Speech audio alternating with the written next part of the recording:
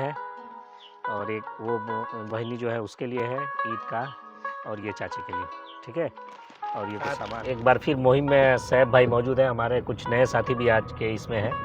देखिए, सबसे बड़ी बात, इस्लाम में ज़कात का कॉन्सेप्ट है, और ज़कात में ये भी कहा गया है कि ज़कात किसको दिया जाए।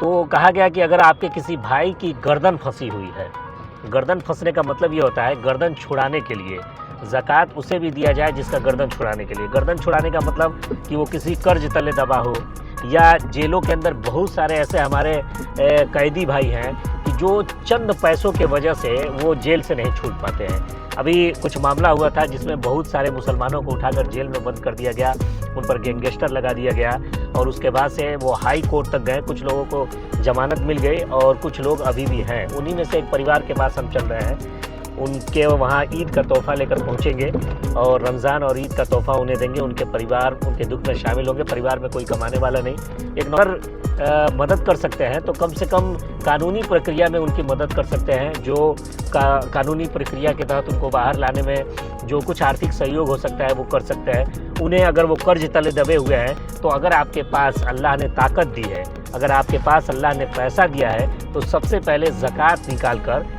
आप ऐसे लोगों को सर्च करिए कि जिन लोगों तक ज़कात लेके जाना पहुंचना है। वरना क्या है, हर साल ज़कात खाने वाले लोग हैं, हम पैसा निकालते हैं, पास की कोई गरीब फैमिली होता है, उसी को देते हैं और हर साल देते रहते हैं। देखिए, ये ज़कात का मकसद पूरा नहीं होगा। ज़कात का मकसद ये है कि आप पैसे को इकट्ठा करके किसी ऐसे बंदे को दीजिए कि अगले साल वो खुद ज़कात निकालने वाला बन जाए, वो हमेशा परमानेंट ज़कात लेने वाला न रहे। और कोई बुराई नहीं, अगर मैं कर्ज तले दबा हुआ हूँ तो मुझे अपने आप को कर्ज से बाहर निकलने के लिए अगर ज़कात के पैसे का इस्तेमाल करना हो तो यकीनन अगर मेरा कोई भाई दे तो मुझे लेकर अपने गर्दन को छुड़ाना चाहिए, कर्ज से बाहर आना चाहिए।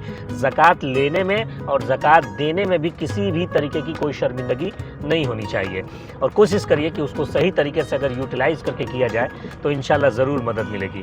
बैतुल माल इसी मकसद से बना है कि हम अपने ज़कात के कुछ रकम को, देखिए होता यह है कि ईद रमज़ान में बहुत सारे लोग ज़कात निकालते हैं, लेकिन जैसे ही ईद ख़त्म हो जाता है तो उसके बाद अगर किसी भाई को मेडिकल इमरजेंसी पड़ जाता है, या एजुकेशन का मामला है, या कहीं भी इस तरह के मामले हैं कि कोई बेकसूर जेल में बंद है, उसको हमें छुड़वाने की ज़रूरत है, तो उस वक्त वो दर बदर भीख मांगने के लिए मजबूर होता है। उसके पास कोई ऐसी जगह नहीं है जहाँ पे वो जाए, अपनी प्रॉब्लम बताए, अपनी समस्या बताए और उसे उस ज़कात के रकम से उसकी मदद की जाए।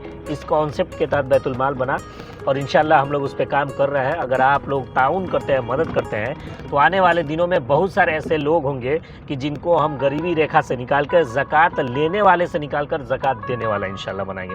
तो हम चलते हैं उस परिवार के पास और उनकी खुशियों में ईद का जो तोहफ़ा है वो लेकर शामिल होते हैं इंशाल्लाह। अशफाक, सो गया बेटा?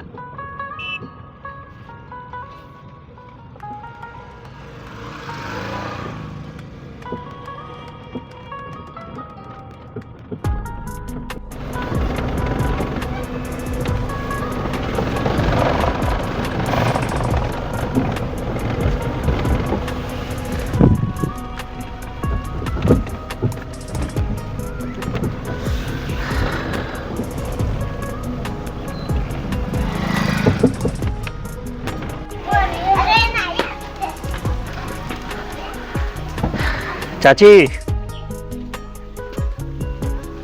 वही देखो आए नहीं क्या अभी तक? वो क्या दिक्कत हुआ है वहाँ पे, मतलब कोर्ट से क्या कहाँ जमा करने? अच्छा, चाची कहाँ गई है? दूसरे पे। और ठीक है, ये एक आपके लिए है और एक वो बहनी जो है उसके लिए है ईद का, और ये चाची के लिए, ठीक है। और ये कुछ सामान है, इसको रख लीजिएगा, ठीक है। वन एक साउंड।